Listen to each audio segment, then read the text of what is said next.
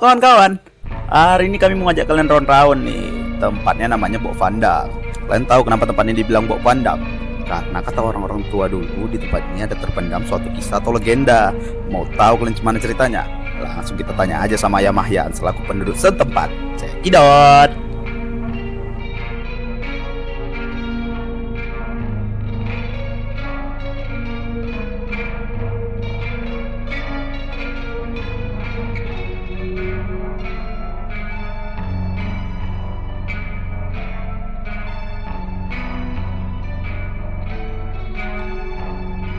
Posisi kita sekarang ini ada di daerah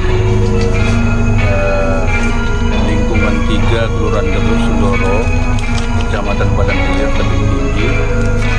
Persisnya di kawasan Buk Pendam. Kenapa lokasi ini disebut Buk Pendam? Saya sendiri pun persisnya tidak tahu. Cuma waktu saya kecil-kecil dulu di sini, ini sudah disebut istilahnya Buk Pendam. Tapi yang saya tahu ini merupakan bangunan untuk menyambung perpanjangan rel kereta api yang di bawahnya ada aliran parit. Dulu ini besar karena dulu ada sawah. Ada yang unik di kawasan Buk Pendam ini karena sebelumnya juga saya mohon maaf kepada mungkin penghuni di kawasan ini. Waktu saya kecil itu banyaklah hal-hal yang aneh. Pertama, ini dulu selain Buk Pendam disebut juga istilah zaman seusia saya batu nangis, karena baik musim kemarau maupun musim hujan ini salah satu besi ini itu menetes air, terus menetes air kiri kanan. Makanya itu dulu disebut dia batu nangis. Entah dari mana aliran airnya itu mengalir terus, padahal air mengalir di bawah. Itu salah satu keunikannya. Kemudian banyak juga ditemui hal-hal yang aneh. Saya langsung dulu pernah waktu saya masih usia remaja lah. Ini dulu sawah mencari ikan laga, itu saya pernah ada ketemu ular berkepala 2. Artinya dia nggak punya ekor, kanannya kepala, kirinya kepala. Itu pernah saya saksikan langsung. Atau kemudian juga banyak orang di sini yang ya mungkin berbuat salah, itu ada akibatnya. Ada yang sempat hilang ingatan, kemudian ada yang sempat juga dulu terjatuh. Bahkan kalau korban-korban yang pernah terlanggar kereta api itu pada umumnya itu berjarak dekat di daerah ini, walaupun tidak persis di atas tapi paling tidak berjarak dekat. Seperti minggu kemarin juga ada warga lingkungan 1 juga Sundoro itu tertabrak kereta api juga dekat dari daerah sini. Jadi itulah makanya Buk Pendam ini termasuk dianggap sama warga setempat kawasan yang agak rawan dalam arti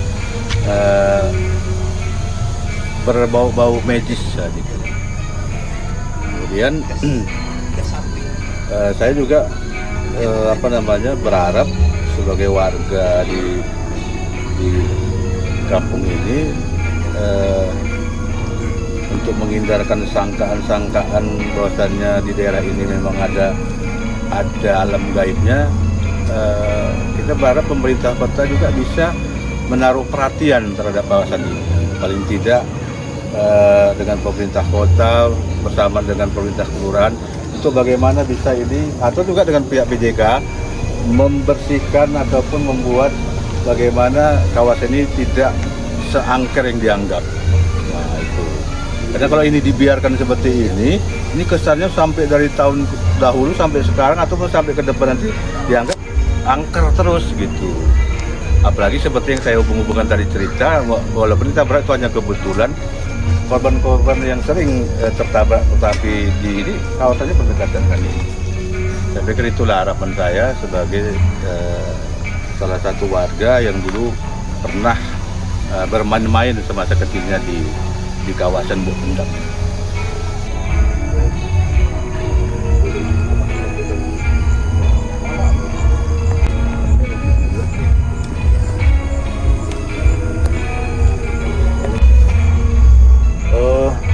Kawasan Buk Pendam ini yang ada di Kelurahan Deblok Sundoro menyimpan banyak cerita, terlepas apakah cerita itu sebuah mitos atau fakta, tapi yang pasti cerita rakyat yang diceritakan secara turun-temurun itu adalah merupakan khasanah kebudayaan di suatu daerah.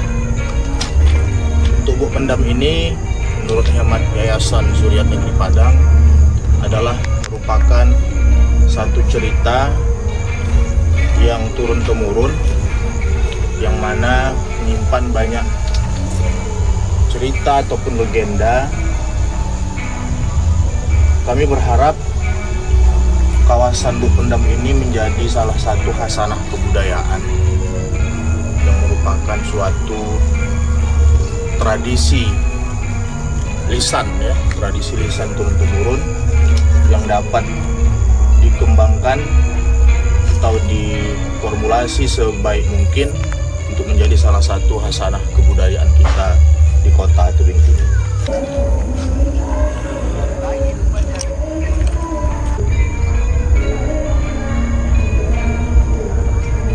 Aliran ini dulu seperti sungai, anak sungai, sawah dan anak sungai.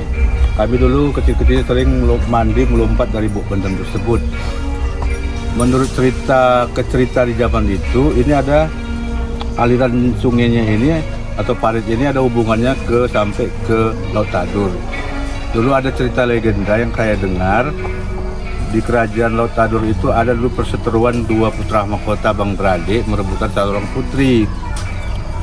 Karena tidak ada saling mengalah, akhirnya kedua putra mahkota ini berkelahi karena sama-sama ilmunya tinggi.